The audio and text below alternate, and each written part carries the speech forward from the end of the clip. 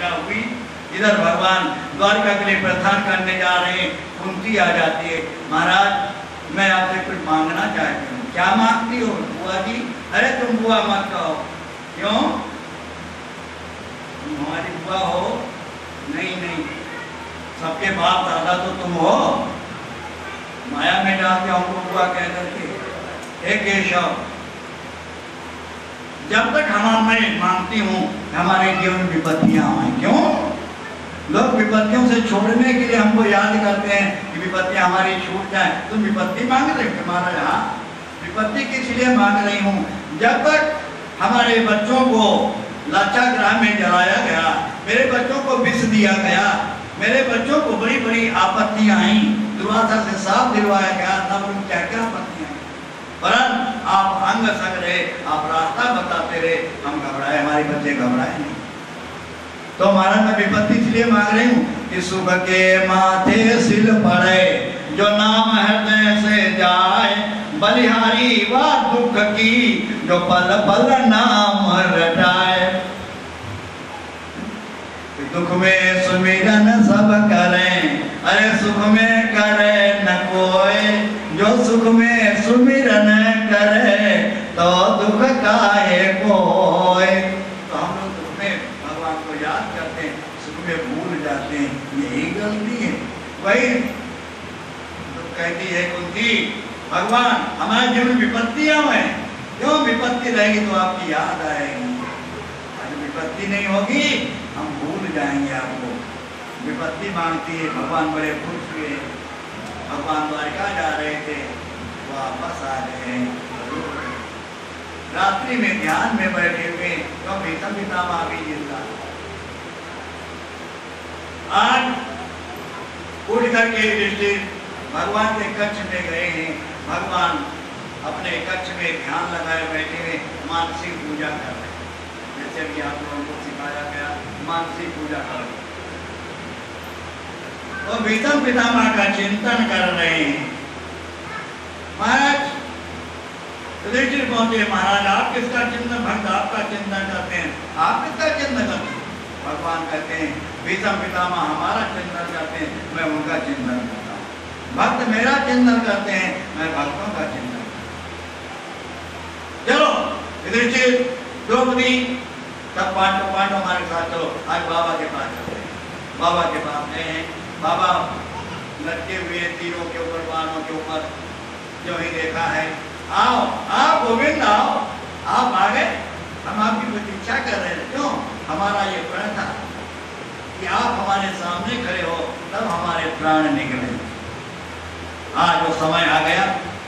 महाराज ये बात में तो कहते स्वर्ग गमन करना, पहले अपने नाती पुत्रों को शिक्षा दो। ये बड़े दुखी हैं। युधिष्ठिर कहता मैं पापी हूँ, मैंने इतनी माताओं को विधवा बना दिया, मैंने इतनी की हत्या कर दी, इसको समझाओ। भीषम पितामह ने राजधर्म, ग्रहण धर्म, वानप्रस्थ धर्म, सन्यासी धर्म और ब्रह्मचर्य धर्म सब आश्रमों के बारे में बताया है। इधर ब्रह्मचारी, गृहस्थी, वानप्रस्थ, सन्यासी के बारे में बताया। राजनीति बताई है, धर्म नीति बताई है, और कहा प्रभु द्वारकाधीश, अब मेरी बेटी है, मैं उसको तुम्हारे चरणों में अर्पित करूं। लोग आश्चर्य करने लगे, इतना दिला तो बाल ब्रह्मचारी बेटी कहाँ से आई? कहते ये मेरी बुद्धि ही मेरी बेटी, मैंने तो बड़े यत्न से रखा है, ये बुद्धि रूपी बेटी मैं आपको अर्पित करता हूँ महाराज, आपके चरणों में अर्पित। ऐसा कह करके और अपने प्राणों का उद्गमन करते हैं, प्राण छोड़ देते हैं। आज 6 महीना हो गए हैं भीषम पितामह को सजा पे लेटे लेटे, क्योंकि कहा था जब उत्तरायण शुरू हुआ तब प्राण त्याग। इस प्रकार से भीषम का गमन हुआ है और पांडव लोग उनका दाह संस्कार करके जलांजलि देकर के वापस आए हैं। इसके बाद अब युधिष्ठिर आएंगे भगवान को भेजने के लिए। अर्जुन साथ में गए हैं द्वारिका तक, भगवान द्वारिका में पहुंच गए हैं। इधर परीक्षित का जन्म होता है। ज्योतिषियों ने, पंडितों ने, विद्वानों ने उनकी जन्म कुंडली बनाई है, खुशियां मनाई गई हैं। आज अभिमन्यु का लड़का परीक्षित ने जन्म लिया। पंडितों ने कुंडली बनाई और कहा महाराज ये अपने पिता के समान बलवान होगा, बाबा के समान बलवान होगा, धर्म की रक्षा करेगा, परंतु एक इससे अपराध बन जाएगा, ये संतों का अपमान करेगा, मरा हुआ सांप समीक ऋषि के गले में डाल देगा। संतों का अपमान करने से इसको दुख भोगना पड़ेगा, इसकी मृत्यु सर्प से होगी, तक्षक से होगी। तक्षक इसको काटेगा और मर जाएगा। राजा युधिष्ठिर कहने लगे कि सांप काटे हुए की गति नहीं होती, जिसको सांप काटा भी मर जाए उसकी गति नहीं होती, वो नरक में जाता है। तो गया हुआ। ब्राह्मणों ने कहा प्रभु चिंता मत करो, इसको भगवान श्याम सुंदर स्वयं शंकर का रूप धर करके और भूत का रूप धर करके अपने मुख से भागवत सुनाएंगे, इसका कल्याण। ये सुनकर के बड़े प्रसन्न। इधर अर्जुन की प्रतीक्षा कर रहे हैं कि अर्जुन नहीं आया, बहुत समय हो गया, क्या बात। बहुत समय के बाद अर्जुन भगवान का परम धाम गमन हो गया है। सब सेना भगवान की धर्म पत्नियों को सबको लेकर को आ रहे हैं कि जाओ पहुंचा देना वहाँ इंद्रप्रस्थ में। इंद्रप्रस्थ के बाद वो बचनाभ के बाद सब चली जाएंगी और मैं परम धाम गमन कर रहा हूँ, भगवान ने सबको भेजा था। यहाँ पर अर्जुन लूट लिए गए। समय समय की बात है, समय हो तो बलवान, मिलन लूटी गोपिका, वह अर्जुन वह बान। आज अर्जुन लुट गए हैं, गांडियों को धिक्कारते हैं, धिक्कार है मेरे को।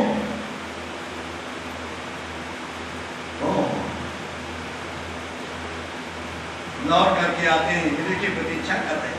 अब परीक्षित भी और बड़े हो जाते हैं, युवा हो जाते हैं। युधिष्ठिर कहते अर्जुन कहाँ थे? आज तेरा मुंह सूखा हुआ कैसे? क्या कोई अगम्य कर लिया है क्या? किसी पराई स्त्री के साथ तुमने गमन किया है? तेरा मुंह सूखा हुआ क्यों है? क्या तेने किसी गरीब ब्राह्मण को सताया है? किसी गाय को मारा है? किसी साधु को सताया है? मुंह नीचा क्यों किए? क्या बात? अर्जुन नहीं बोले। अर्जुन क्यों नहीं बोलते हो? क्या हो गया? सांप सूख गया? अर्जुन कहते हैं महाराज क्या बात? जिनके बल पे हमने महाभारत विजय किया, जिनके बल पे हम इतना गर्व करते थे, जिनके बल पे ये गांडियों के ऊपर मैं बल करता था, आज हमको पता चला जो कछु पौरुष नरन में कृष्ण कृपा सो जान, तद अभिमान मदादि को प्रभु पद बंधन ठान। आज हमको पता चला ये बल हमारा नहीं था, बल कन्हैया का था। उसने हमको जिताया, हमारे में कोई सामर्थ्य नहीं, ये तो माटी का धोना है। हम व्यर्थ अहंकार करते हैं, करन करावन आपन हाथ, मानुष के कचुनाहीन हाथ। साहब करता मैं नहीं, मालिक करता मोर, करत करन हाल सो कर रहा, पलटू पलटू सोर। करने वाला कर रहा है, ये शक्ति किसी और की हाथ पता चले। महाराज जिनके बल पे हमने महाभारत विजय किया, आज वही भगवान हम सबको छोड़ करके, धराधाम को छोड़ करके चले गए। हाय हाय, देखिए सिंहासन से गिर पड़े। हाय हाय अर्जुन अब क्या होगा? चलो जब भगवान धराधाम को छोड़ के चले गए, हम लोग भी इस पृथ्वी को छोड़ करके चले। परीक्षित को बुलाया है ब्राह्मणों के द्वारा, विद्वान ब्राह्मणों के द्वारा, उसका तिलक करते हैं, दान करते, बेटा पांडवों की लाज रखना, धर्म से राज चलाना। अब हम लोग क्या करें? इधर विदुर जी महाराज धृतराष्ट्र को और गांधारी को लेकर के पहले चले गए। उनका मरण हो गया है, अंतर में उन्होंने शरीर त्याग किया सप्त सरोवर में। ये सब तैयार होते हैं, द्रौपदी और पांडव पहले नकुल का शरीर शांत हुआ है। नकुल कहते मैंने क्या पाप किया था।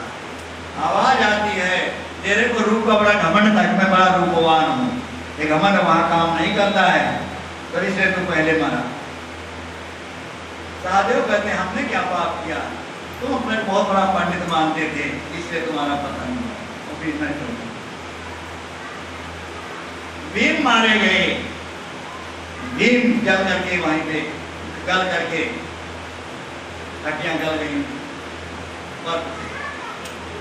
भीम की आवाज आई मैंने क्या पाप किया, तुम अधिक खाते थे इसलिए। अधिक खाने वाला भी अच्छा नहीं होता है। युक्ति का आहार पर युक्ति का व्यवहार। इस प्रकार से अर्जुन गई, द्रौपदी गई। द्रौपदी का मैंने क्या अपराध किया, तू पांचों पांडवों में अर्जुन से ज्यादा प्यार करती थी, तुम हाथी कर उसका फल दे रहे। इस प्रकार से युधिष्ठिर बचे। युधिष्ठिर के साथ कुत्ता जा रहा था, नरक के रास्ते से निकाले गए। नारकी जीव रोने लगे, जरा देर ठहरो प्रभु ठहरो, आप हमको शांति मिल रही। साधु को देख करके, सज्जनों को देख करके दुष्टों के हृदय में भी शांति आती। नारकी जीवों को भी सुख मिलता है, प्रभु थोड़ी देर ठहरो मेरे को बड़ी शांति मिल रही। नारकी यमराज ने कहा कुत्ता आदि के आगे नहीं जा सकता। उन्होंने कहा जो लोग अगर धर्म के लिए चलता है तो क्यों नहीं जा सकता। कुत्ता ने हमारा साथ दिया। आखिर में कुत्ते की जगह पे धर्म प्रकट होगा। बोलो धर्मराज भगवान की। और कहा ये धर्म का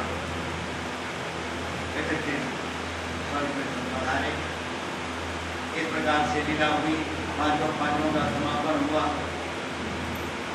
परिचित गए हुए हैं राज करने के लिए, सिंहासन में बैठे हुए हैं, शिकार खेलने जाते हैं, चले आते हैं। राजाओं का धर्म। एक दिन की बात है, एक संदूक में मुकुट रखा हुआ था।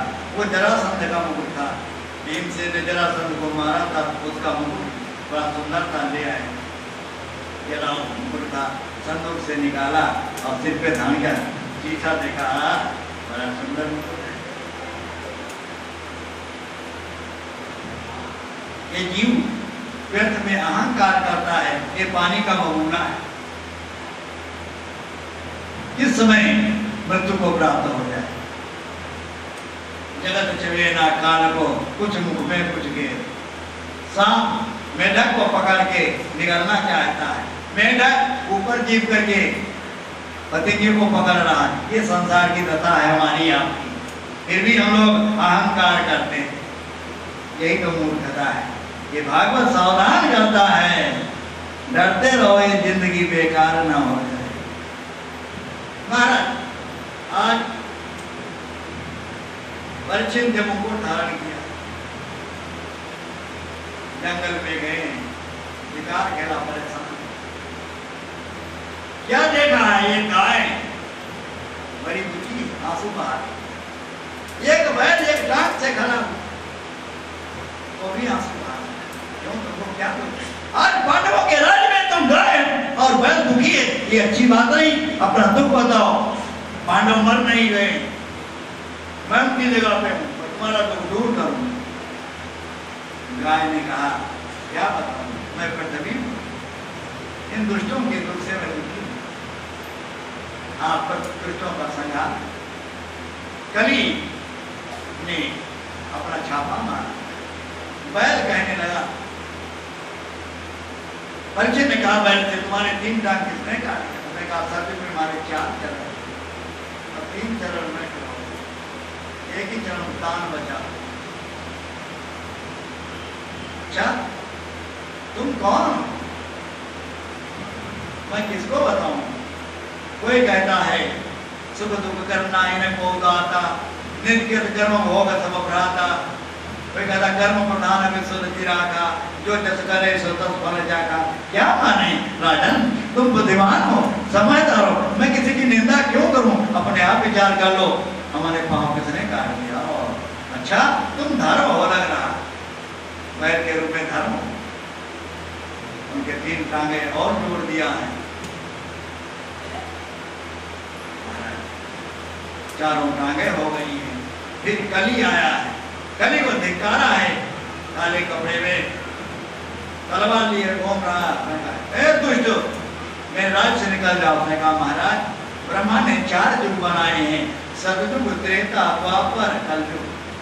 अब हमारा नंबर है तो हमको आप मार तो नहीं सकते, आप दंड देना चाहते दीजिए तो आप कहेंगे आपकी बात में कहा जाओ, जहाँ लोग जुआ खेलते हो तुम वहां रहो, जहाँ पर शराब की दुकानें, मदिरालय है, मधुशाला है, वहां पे तो तुम्हें निवास करो। और जहाँ पर गोवध होता है, पशु मारे जाते हैं, वहां पे तुम निवास करो। इस प्रकार से 4 जगह बोले कहा महाराज तो 4 जगह गंदी है, आपने गंदे स्थान में हमें भेजा है, कोई बढ़िया स्थान एक दे दो ना। अच्छा, उन्हें जब से कह दिया जाओ तुम सोने में निवास करो। जो ही कहा है, कलयुग ने दांव देखा, सोने का मुकुट था और जरासंध का मुकुट था चूड़ी का, तो उसमें जाके बैठ गए, उसकी बुद्धि करो। विधि जिनका दारुण दुख देहि, विधि जिनका दारुण दुख देहि, पहले हरि रे, विधि पति पहले हर दे। भूखे प्यासे चले हैं। ऋषि समीक ऋषि का आश्रम था, वहां एक मरा हुआ सांप पड़ा था, समाधि में बैठे हुए थे ऋषि, आंखें मूंदे हुए समाधि में थे। राजा ने कहा अच्छा है, बड़ा ढोंगी है, मेरे को देख के आंखें बंद कर लिया कि पानी न पिलाना पड़े, ढोंग कर रहा है, पाखंडी नहीं था। मरा हुआ सांप धनुष की नोक लेकर के ऋषि के गले में डाला।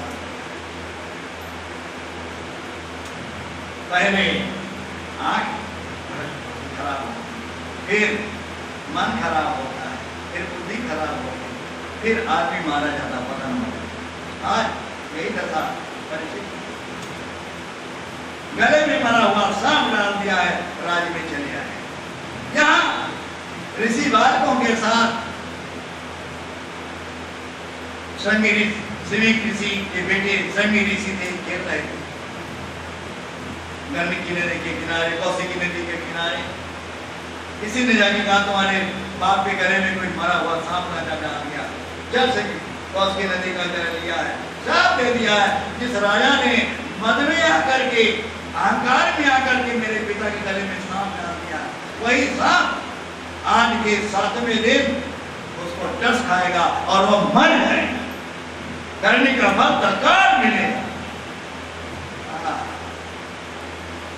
आए हैं, रोने लगे, पिता के गले से सांप मारा हुआ देखा है, रोने लगे, पिता की समाधि लगी, बेटा क्यों रो रहे? पिताजी तुम्हारे गले में कोई मरा जा सांप डाल। अच्छा, उसको मैंने साफ दे दिया, बेटा तेने गलत किया, उस राजा के राज में हम लोग निश्चिंत थे, तुमने उसको साफ दे दिया। अच्छा महाराज जाओ उसको सावधान कर दो, जो अपने मरने की व्यवस्था कर ले, तैयारी कर ले। हम लोग तीर्थों में जाते हैं, सतुआ पिसान बांध करके ले जाते हैं, नमकीन बिस्कुट सब घर ले जाते हैं बना करके, पराठा और सब्जी लेकर के जाते हैं, पूरी बना करके ले जाते हैं। आज ये खाएंगे, कल सतुआ खाएंगे, परसों लड्डू खाएंगे, फिर समोसे खाएंगे, सब रखा हुआ ले जाएंगे। इंतजाम के तीर्थों में जाते हैं तो सामान लेकर के जाते हैं। क्या आपने विचार किया है, कोई मृत्यु की तैयारी आपने की है? नहीं की है? यारे मृत्यु भी एक यात्रा है, तैयारी करो, इसके लिए भगवत भजन बहुत जरूरी है। महाराज आज परीक्षित जी राज ने मुझे मुकुट उतार करके बुद्धि ठिकाने आ गए, हाय हाय मैंने बहुत बड़ा पाप किया। जो ऋषि हमको ईश्वर तुल्य मानता था, आज मैंने उसका अपमान किया। मुझे वो साथ दे दे, मुझे स्वीकार दंड दे दे, नहीं तो हमको परलोक में दंड भोगना पड़ेगा। यहाँ की अदालत के दंड नहीं लगी तो वहां भोगना पड़ेगा। इसीलिए यहाँ का दंड यही भोग लेना जरूरी है। हमने चोरी किया, डकैती किया, हम जेल में उसका फल भोगते हैं। हमने किसी का मर्डर किया तो हमको फांसी लगती है, ये यही भोग लिया जाता है। तो मरने के बाद फिर भोगना नहीं पड़ेगा, नहीं तो वहां यमराज भोगाएंगे। अवश्य में भोक्तव्यम कृतम कर्म शुभाशुभ, शुभ या अशुभ जो भी हम कर्म करते हैं हमको भोगना पड़ता है। वहां न स्त्री काम देती है न बच्चे काम देते हैं। सुख दुख कर नाही न को दाता, सुख दुख कर नाही न को दाता, निजखत कर्म भोग सब नाता, निजखत कर्म भोग सब नाता। परिचित पश्चाताप कर रहे हैं। कितने में ब्रह्मचारी कौन था? महाराज, आपको समीर ऋषि के पुत्र ने, श्रृंगी ऋषि ने आपको साथ दिया है। आज के 7वें दिन आपको तक्षक काटेगा, आप मर जाएंगे। इसलिए आप अपने मरने की तैयारी कर लें, अपने मृत्यु का इंतजाम कर लें। इसलिए हम आपको सावधान होने के लिए हम आपको सूचना देने आए। इस प्रकार से कहा तो महाराज अब परिचित बड़े खुश हुए, रोए नहीं, घबराए नहीं। क्यों? पाप हमने किया तो भोगेगा कौन? ये नहीं मीठा मीठा गप, करुआ करुआ थू। पुण्य भोगने के लिए तो हम तैयार हैं, पाप भोगने के लिए राजी नहीं। ये नहीं, जब पुण्य भोगते हैं तो पाप भी भोगना चाहिए, भोगना ही पड़ता, जबरिया भोगना पड़ेगा। महाराज आज परिचित अपने बेटे जन्मेजय को बुलाए हैं, घरवाली को बुलाया है। महारानी जी, हाँ महाराज आई। अच्छा, मैं एक बात तुमको आश्चर्य की बताऊं। आज मैंने एक आश्चर्य देखा। बोलो महाराज। 7 दिन तक हमको माई का लाल कोई मार नहीं सकता। अच्छा, हमको गारंटी है, हमको तुमको विश्वास नहीं कि अभी मर जाए बैठे बैठे। बाबू परिचित कहते हैं 7 दिन के अंदर मेरे को कोई मार नहीं सकता। आज के 7वें दिन मरूंगा, 6 दिन में मेरे को कोई मारने वाला संसार में पैदा नहीं हुआ। अच्छा महाराज, वाह। तो उनको 7 दिन के लिए 7 दिन के अंदर मरना है। प्यारे, हमको तुमको तो पता नहीं इन्हीं 7 दिन में कब मरना है। उनको तो निश्चित हो गया था आज के 7वें दिन मरेंगे। हमको तुमको तो पता भी नहीं, अभी मर जाए, यही मर जाए बैठे बैठे। श्वास आई ना आई करार क्या है? प्यारे सावधान। इसलिए हर समय सावधान रहो, किसी को सताओ नहीं, किसी को दिल को और कुदृष्टि करो नहीं, पाप करो नहीं, और सावधान रहो, नहीं तो भोगना पड़ेगा। महाराज परिचित आदि धोती ओढ़ लिए हैं, आदि पहन लिए हैं। राजपाट आज जन्मेजय को तिलक कर देते हैं ब्राह्मणों के द्वारा। उनको बेटा धर्म का पालन करना। अब मैं जा रहा हूँ अनशन करके शरीर छोड़। आज के 7वें दिन मेरा शरीर छूट गंगा तट पे आ गए, जहाँ पर आज शुभ ताल है। मुजफ्फरनगर में गंगा के तट पे पेड़ की छाया में बैठ गए। और जब ऋषियों ने सुना हमारा राजा चक्रवर्ती सम्राट भारत का आज मरने के लिए जा रहा, तो हम लोग जिंदा रह के क्या करेंगे? सभी ऋषि मुनि पीछे पीछे लगे, संत पीछे। अभी तक कोई ऋषि कोई संत राजा से मिलने नहीं आए थे। क्यों? धनाढ्यों के घर नहीं जाते। और आज जब राजा ने राजपाट छोड़ दिया तो आज राजा के दर्शन के लिए दुनिया उतावली हो गई, सभी संत पहुंच गए। राजा ने चिंता मत करो, अब तुम अपने मारने की व्यवस्था। राजा कहता है, परीक्षित का प्रश्न है कि म्रियमा के लिए क्या नियम है? जो आदमी मरने जा रहा है, जिसको मरने में 7 दिन बाकी हैं, उसको क्या करना चाहिए संसार में कि मुक्ति हो जाए? सब ऋषि मुनि चुप है।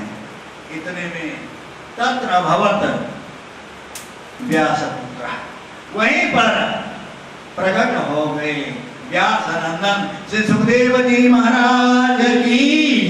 सुखदेव जी महाराज प्रकट हो गए, उनको देख करके राजा ने साष्टांग प्रणाम किया।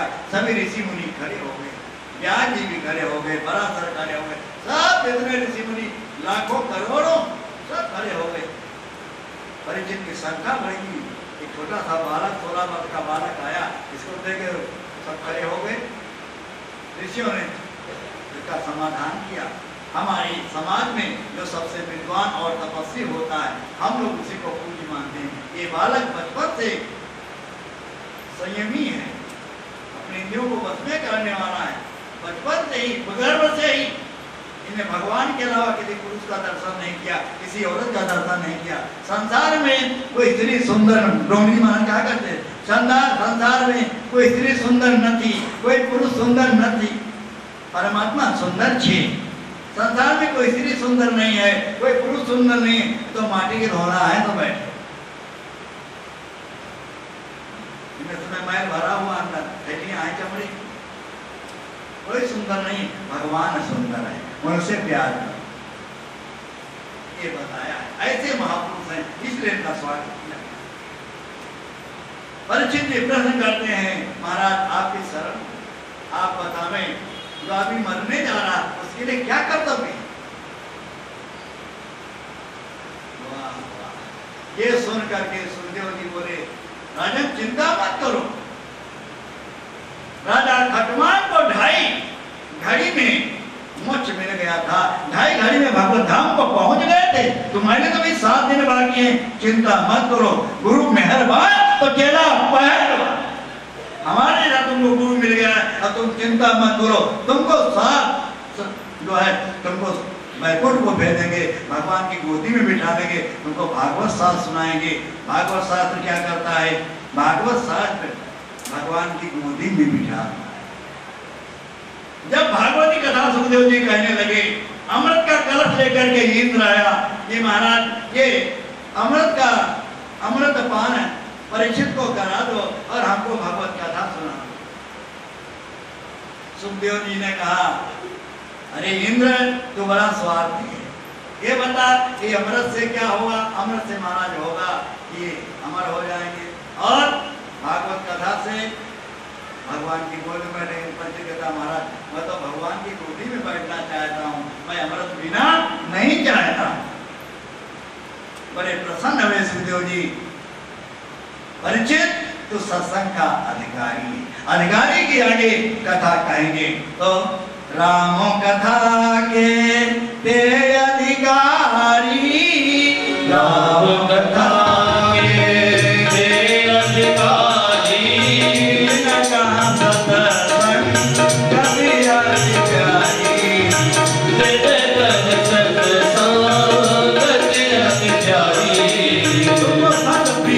जो संतों से द्रोह करता है वही कल रात्रि में भी प्रसंग चला था, दिन में भी प्रसंग चला था।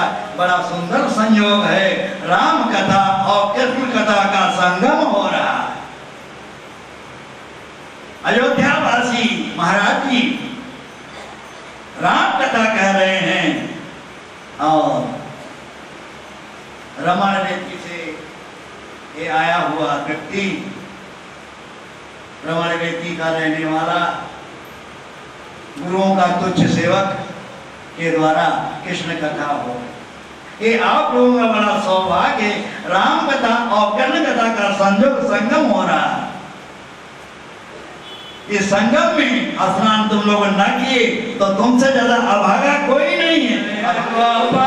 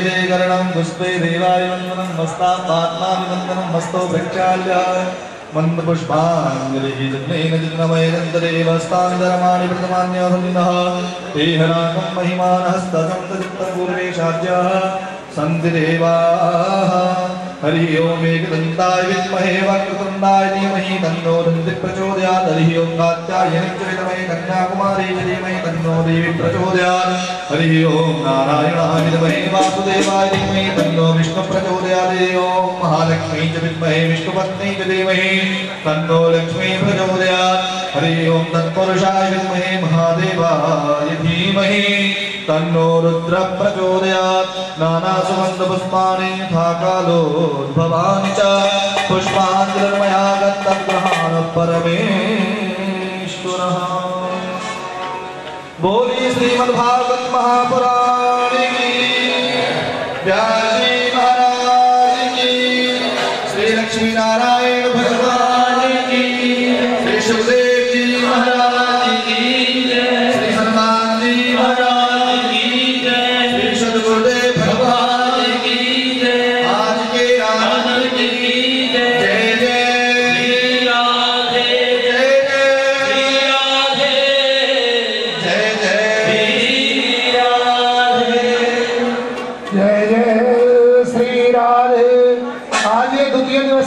कथा का यहाँ पर विश्राम हुआ है। सही कथा 3 बजे प्रारंभ होती है। मेरा सभी माता बहन भाइयों का स्थान ग्रहण करें और अपने साथ एक दो जनों को और लावें। रात्रि में द्वितीय दिवस की कथा राम कथा सही 8 बजे प्रारंभ होगी, जो 10:30 बजे विश्राम लेगी। हमारा सभी भक्तजनों से अनुरोध प्रार्थना है कि समय से आए और गंगा में गोतियां लगाएं, अपने जीवन को कृतार्थ करें। धन्यवाद।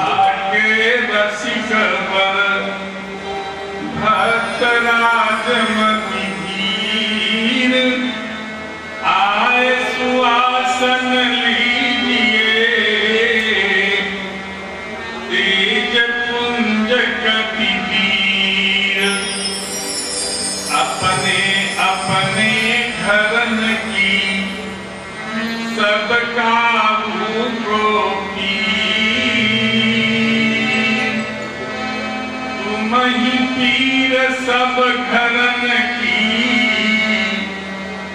धन्य धन्य रघुवीर। श्री राम जय राम जय जय राम। श्री राम जय राम जय जय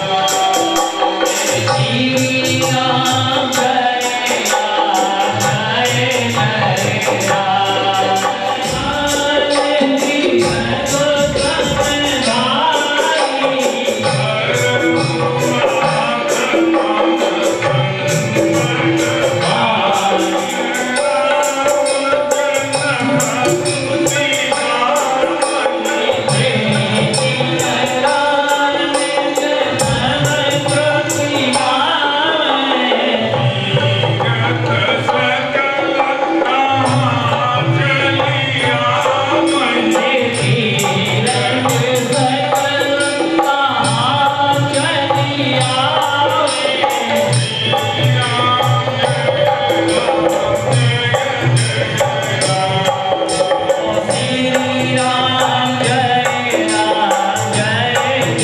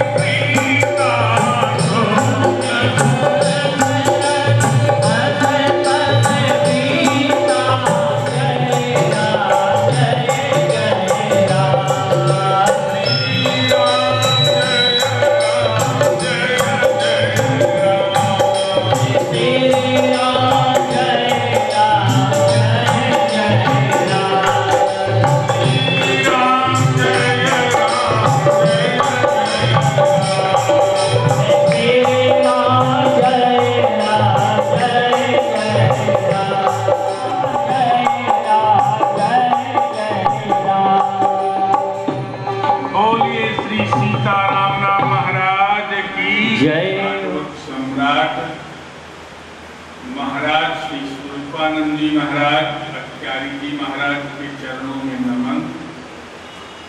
और हमारे परम प्रिय भैया श्री प्रदीप कुमार जी, जिन्होंने एक संयोग बनाया है कि हम लोग श्रीमद् भागवत महापुराण और श्री रामचरितमानस रूपी गंगा में गोता लगा रहे हैं। ये बहुत बड़ा हम लोगों का सौभाग्य है। और हमारे भैया श्री प्रदीप कुमार जी का और विजय कुमार जी का, इनके समस्त सहयोगी श्री लक्ष्मी नारायण मंदिर श्री हरिनाम संकीर्तन मंडल सेवा समिति के समस्त कार्यकर्तागण, उनको भी साधुवाद धन्यवाद। उपस्थित भगवत प्रेमी राम कथा रसरसिक श्रोतागण, स्नेहमयी ममतामयी वात्सल्यमयी माताएं बहने, और हमारे संगीत के माध्यम से बड़ा सुंदर हमारा सहयोग करने वाले उपस्थित मंच पर हमारे भैया संगीतज्ञ लोग श्री गिरीश चंद्र शर्मा जी को मिश्रा जी और ललित कुमार पराशर, आइए थोड़े समय के लिए मन को एकाग्र करें, भगवत चर्चामृत पान करने की चेष्टा करें। भगवान का नाम, भगवान का संकीर्तन बड़ा महत्वपूर्ण है। इसीलिए श्री वाल्मीकि जी महाराज लिखते हैं, भर्जनम भवबीजानाम अर्चनम सुख संपदाम तर्जनम जमदूतानाम राम रामेति गर्जनम। वाल्मीकि महाराज जी कहते हैं कि राम रामेति गर्जनम, भगवान श्री राम की गर्जना करनी चाहिए। गर्जना, अब गर्जना नहीं करेंगे तो आनंद नहीं आएगा। अब गर्जे कैसे, बोले तुम तो भी धूनी धूप धूनी गर्जई भोरा और चाचक चातक दादुर मोरा। भगवान श्री राम का कीर्तन हो, भगवान श्री कृष्ण का कीर्तन हो, प्रभु का संकीर्तन हो, बोले उसको धीरे नहीं बोलना चाहिए, उसको तो गर्जना करनी चाहिए। हनुमान जी महाराज जब लंका में गए तो हनुमान जी ऐसी गर्जना किए कि हाथ सुनत दस कंधर के और बंधन ढीले। इतनी तेजी से गर्जना श्री हनुमान जी महाराज किए कि रावण की धोती ढीली हो गई। बोले गर्जना करने से क्या होगा, बोले भर्जनम भवबीजानाम, 3 लाभ होगा। भर्जनम भवबीजानाम, जैसे भाड़ में बीज को भून दिया जाता है, चना हो, गेहूं हो, मटर हो, जौ हो, धान हो, तो जैसे भाड़ में भूज दिया जाता है अनाज को, उसी तरह से भर्जनम भवबीजानाम, आपके जीवन के जितने पाप ताप संताप हैं वैसे समाप्त नहीं होंगे। और जब आप गर्जना करेंगे तो भर्जनम भवबीजानाम, वो आपके पाप रूपी बीज जो है भून उठे जाएंगे। अर्चनम सुख संपदा, और आपके जीवन में जो भक्ति की, शक्ति की, तप का, जप का, योग का, ज्ञान का, अध्यात्म का जो संपत्ति है वो आपकी इकट्ठा हो जाए। भर्जनम भवबीजानाम अर्चनम सुख संपदाम तर्जनम जमदूतानाम। जब आप बड़ी तेजी से गर्जना करेंगे, तर्जनम जमदूतानाम, यमराज के दूत जो है स्वयं मूर्छित हो जाए, आज खड़े आपके सन्निकट नहीं आए। जितनी दूर गर्जना की आवाज जाती है उतनी दूर जम के दूत नहीं आते हैं। इसलिए भर्जनम भवबीजानाम अर्चनम सुख संपदाम तर्जनम जमदूतानाम राम रामेति गर्जनम। और प्रभु की कथा तो इतनी विलक्षण है कि वो तो स्वयं अपने आप में अमृत है, स्वयं अपने आप में मधुर है। श्रीमद् भागवत की कथा नहीं है, बोले तब, बोले वो अमृत है। रामचरितमानस की कथा, रामायण की कथा कथा नहीं है, वो अमृत है, अमृत। कि जो भगवान की वाणी निकलती है ये क्या है, बोले अमृत की वर्षा है। वर्षा ही राम सुजस बरबारी मधुर मनोहर मंगल मंगल करते। और भगवान की कथा, भगवान का भजन, भगवान का नाम संकीर्तन संकीर्तन कलयुग में तो केवल नाम संकीर्तन की ही महत्ता, इसके अतिरिक्त किसी का महत्व नहीं। भगवान से पूछा गया आप कहाँ रहते हैं? तो भगवान ने स्वयं नाहम बसामि वैकुंठे, किसी ने कहा पुर वैकुंठ जान कह को कहता भगवान वैकुंठ में रहते हैं। बोले भगवान से पूछो कहाँ रहते हैं? आप वैकुंठ में रहते हैं। तो भगवान ने कहा नाहम बसामि वैकुंठे। तो फिर इसका मतलब कि आप जो बड़े बड़े अमलात्मा परमात्मा परमहंस योगी इंद्र मुनीन्द्र तपोनिष्ठ ब्रह्मनिष्ठ जो संत है ज्ञानी है, अमलात्मा महात्मा विमलात्मा ऐसे संत है, उनके हृदय में रहते हैं। तो भगवान ने कहा ना उनके हृदय में भी नहीं रहता। नाहम बसामि वैकुंठे योगी नाम हृदयेन च। तो बोले कहाँ रहते हो? बोले मद भक्ता यत्र गायन्ति तत्र तिष्ठामि नारद। मेरे भक्त जहाँ प्रेम के साथ गाने लगते हैं न वहीं पर मैं प्रकट होता हूं। संकीर्तन में इतना महत्व है, इसलिए राम कथा को कहा गया गाओ। गाओ कैसे गाओ? गोस्वामी जी ने भी कहा कि जे गावैंगे है, जो गाते हैं कौन? बोले जे गावैंगे है चरित संभारे अतेई ये ही ताल चतुर रखवारे। जो संभाल करके गाते हैं ना वो इसके रखवारे। और कथा कैसी है? गोस्वामी जी ने कहा कि कथा तो बुध विश्राम सकल जन रंजन और राम कथा कल कलुष विभंजन। ये तो बुध विश्राम विद्वानों को विश्राम देने वाली है। और आगे बोले सकल जन रंजनी और सबको आनंदित करने वाली है, ऐसी कथा है। तो भगवान की कथा बड़ी पवित्र है। भैया चेयरमैन साहब बैठे बहुत बढ़िया।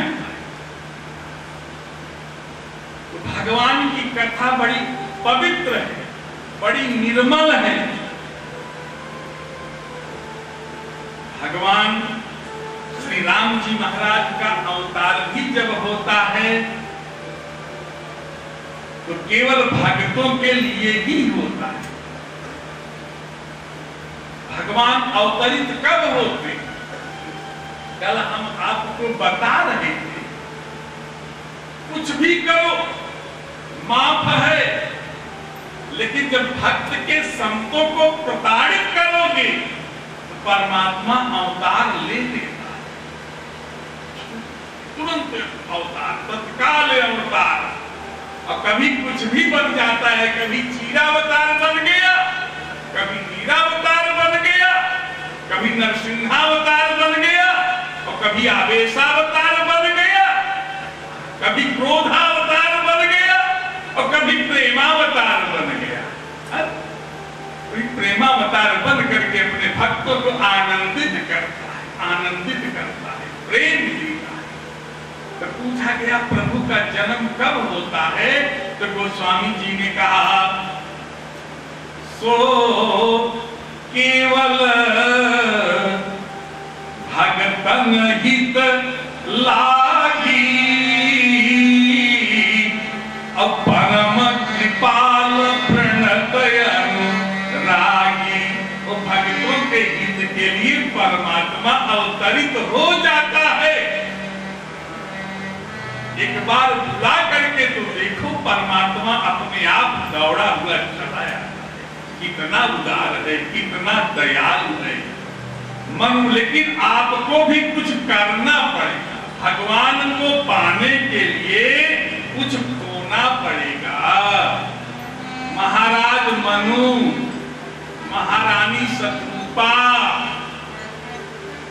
कश्यप, आदित्य, इन सबको कुछ खोना। वसुदेव, देवकी, नंद बाबा, जसोदा, इनको कुछ खोना पड़ा। मनु महाराज जी ने क्या खोया? तो गोस्वामी जी ने कहा, मनु महाराज जी बैठे थे और सोच रहे हैं कि भवन बसत भाग चौथपन, अरे हृदय अधिक दुख लाग, जन्म गयऊ हरि भगति बिन, अबोई न विषय विराग। विषय से विराग नहीं आएगा, वैराग्य कब आएगा? जब भगवान की चर्चा सुनोगे, भगवान का चिंतन करोगे, मनन करोगे, तब वैराग्य आएगा। कबीरदास जी को वैराग्य जागृत हो गया। कबीर लगे भजन करने। लोगों ने कहा, वाह वाह, बहुत बढ़िया भजन कर रहे, वाह, बड़ा आनंद आ रहा है, राम की कृपा हो जाएगी। तो कबीरदास जी छोड़े कि चलो अयोध्या छोड़। कहां पहुंच गए? बाबा विश्वनाथ के यहाँ, काशी पहुंच गए, बनारस। और जब बनारस पहुंचे तो लोगों ने कहा, वाह, अब तो मुक्ति मिल जाएगी। बोले क्यों? बोले काश्याम मरणम मुक्ति, तो काशी में मरेगा तो मुक्ति मिल जाएगी। कबीर ने कहा, जब काशी में मरने से मुक्ति मिलेगी तो हमारे भजन का, हमारे प्रभु का क्या महत्व है? काशी में ही रहे, काशी में मरने से मुक्ति मिलेगी। कबीर काशी छोड़ दिए, सत्संग करने लगे। तो बोले सत्संग करो मुक्ति मिल जाएगी। तो कबीर ने कहा, जब सत्संग से मुक्ति मिलेगी तो सत्संग में भी नहीं जाएंगे, काशी में गंगा भी नहीं नहाएंगे। फिर बोले गंगा नहा, बोले गंगा भी नहीं नहाएंगे, गंगा का दर्शनार्थ मुक्ति। तो बोले तब तो कबीरदास जी मगहर चले गए। मगहर, मगहर है बनारस के। तो बोले वहां क्यों जा रहे? बोले वहां जो मरता है वो गधा होता है, गधा। कबीर मगहर चले गए, जब हम यहाँ मारेंगे तो गधा बन जाएंगे। लोगों ने मगहर में भी नहीं रहने दिया, तो कबीर चले गए वेश्याओं की टोली में, जहां वेश्याएं रहती। अब वहां पर कबीरदास जी भजन करने लगे, तो प्रेम के साथ भगवान का भजन कर रहे हैं। तो वेश्याओं ने सोचा कि ये महात्मा जब से आ गया है तो हम लोगों का जीना दूभर कर दिया, न सोने देता है, न कुछ करने देता है, लेकर के तमड़ा बजाने लगता है, भजन करने लगता है। तो उसने अपनी एक यार से कही, ऐसा करो इसकी झोपड़ी जला दो, जब झोपड़ी जल जाएगी तो अपने आप में भाग जाएगा। तो याद आया, कबीर की झोपड़ी में आग लगा दी, जलने लगी। कबीरदास जी प्रसन्न हो गए, बोले धन्य रे प्रभु, आज तो आप बिल्कुल अपने आप प्रकट हो गए हो। कबीर को झोपड़ी आपको अच्छी नहीं लग रही है? कबीर की झोपड़ी जल गई, ठीक है, लो कमंडल भी ले लो आसन भी ले लो, चिमटा भी ले लो, तंबूरा भी ले लो, सब डाल दिए। मस्त होकर के कबीर नाचने लगे। इतने में एक चिंगारी उनकी झोपड़ी से निकली और उस वेश्या के महल पर जाकर के पड़ी। अब वहां आग लग गई, अब वेश्या का महल लगा जलने। वेश्या दौड़ती हुई, रोती हुई कबीर के पास से आई, बोले महाराज जी क्षमा कर दो, क्षमा कर दो। बोले क्यों? बोले मैंने आपकी झोपड़ी में आग नहीं लगाई, आपकी झोपड़ी में तो मेरे यार ने आग लगाई थी। तो कबीर ने कहा, तो फिर आपके महल में भी मैं आग नहीं लगाया, आपके महल में भी मेरा यार ही आग लगाया। तुम्हारे यार से मेरा यार कमजोर थोड़ी है। अरे निर्बल क्रोध कमजोर को मत सताओ।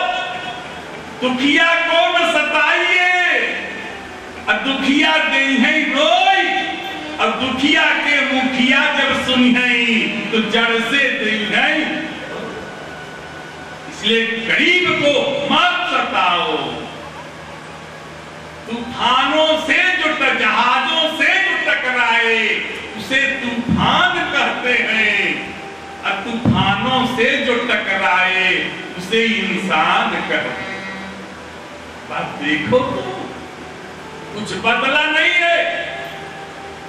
सितारों ने कहा है गगन बदल गया, अब बुलबुलों ने कहा नहीं ये चमन बदल गया, तो किसी संत ने कहा कुछ भी नहीं बदला, मुर्दा ज्यों का त्यों है, केवल कफन बदल गया। सुखदेव भैया केवल कफन ही बदला है, मुर्दा तो वैसे कि वैसी। तो भगवान का भजन करो, चिंतन करो, परमात्मा यहीं प्रकट हो जाएगा। तो जब सृष्टि की रचना करने का नंबर आया,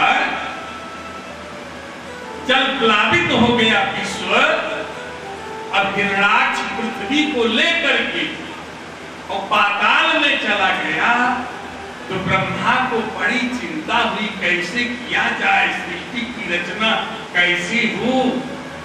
ब्रह्मा अपनी नाक कुरेदने लगे। इतने में नाक कुरेदते कुरेदते ब्रह्मा की नाक से एक छोटा सा बारह निकल गया, सुपर निकला। अब जैसे बाहर फेंके तो बड़ा विशाल रूप धारण कर लिया,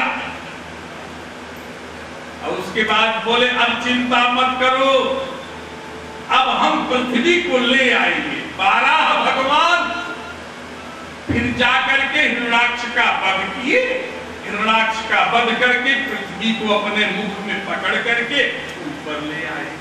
तो जब भगवान अपने मुख से पृथ्वी को पकड़ करके ऊपर ले आए, तो आज भी भगवान के मुख का खटरस जो है ना, जीव का जो छेदन का स्वाद होता है ना, वो आज भी पृथ्वी पर पड़ गया। तो आप देखेंगे कहीं कहीं पृथ्वी कड़वी है, कहीं कहीं पृथ्वी नमकीन है, और कहीं कहीं पृथ्वी मीठी है, और कहीं कहीं पृथ्वी कसैली है। तो कड़वाहट आज भी है। तो ब्रह्मा जी ने सोचा अब क्या किया जाए। इन्होंने अपने शरीर का मंथन किया, तो दाहिने भाग से मनु महाराज जी निकले, और बाएं भाग से जब मंथन हुआ तो शत्रुपा महारानी निकली। अब इनसे सृष्टि की रचना हुई। हम लोग जितने हैं सब मनुष्य हैं। मनुष्य क्यों मनुष्य हैं? क्योंकि मनु महाराज से उत्पन्न हुए हैं, मनुवंशी हैं, इसलिए हम मनुष्य हैं, आदमी नहीं है। आदमी तो अपने को कहता है, जो आदम हव्वा की औलाद है वो आदमी अपने को कहता है। हम तो मनुष्य हैं। अरे मनुष्य शरीर हमें मिला कब है? वो स्वामी जी ने कहा आकर 4,84,000 जाति जीव नभ जल भववासी, फिरत सदा माया कर तेरा काल कर्म स्वभाव गुण घेरा। अब ये मिली कब? तो बाबा ने लिखा कि कब हूँ करी करो नानक देहि, कब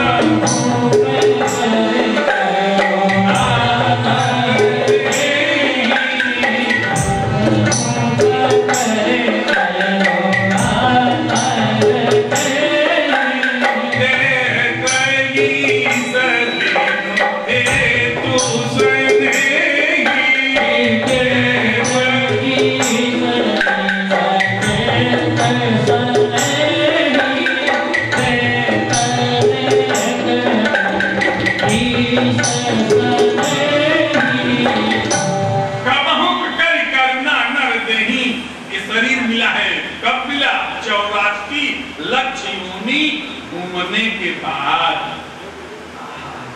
इसीलिए ये शरीर आपकी कैसी है?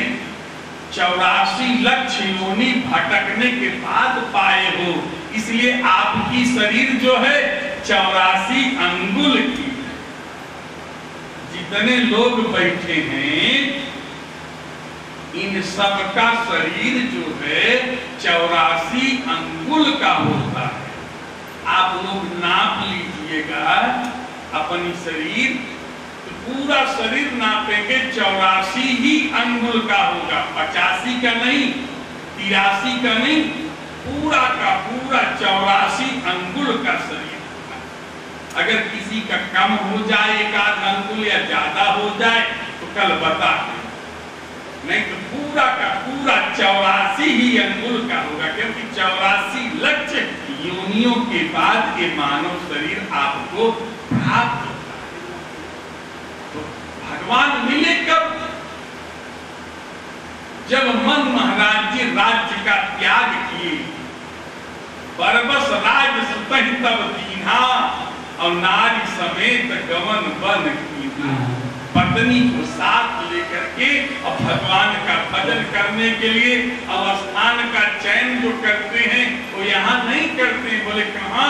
बोले तीर्थ बर नैमिष विख्याता, अति पुनीत साधक सिद्ध जाता। जहाँ बड़े बड़े सिद्ध तपस्वी महापुरुष रहते हैं, ऐसे नैमिषारण्य में जाकर के जंगलों में बैठ करके तब उन्होंने तप, और तप में कोई दुराव नहीं, तप में कोई छिपाव नहीं, तप में कोई बनावट नहीं, तप में कोई धोखेधड़ी नहीं है। आज हमारे जीवन में परमात्मा अलग है, आज हमारे जीवन से परमात्मा दूर है। आज हम परमात्मा की भक्ति भी जब करते हैं तो स्वार्थ बस करते हैं। भगवान का पूजन करेंगे तो भगवान से कहेंगे कि हम अच्छे नंबर से पास हो जाएं। भगवान का भजन तब करेंगे जब भगवान से कहेंगे हमारे मुकदमे में विजय हो जाए।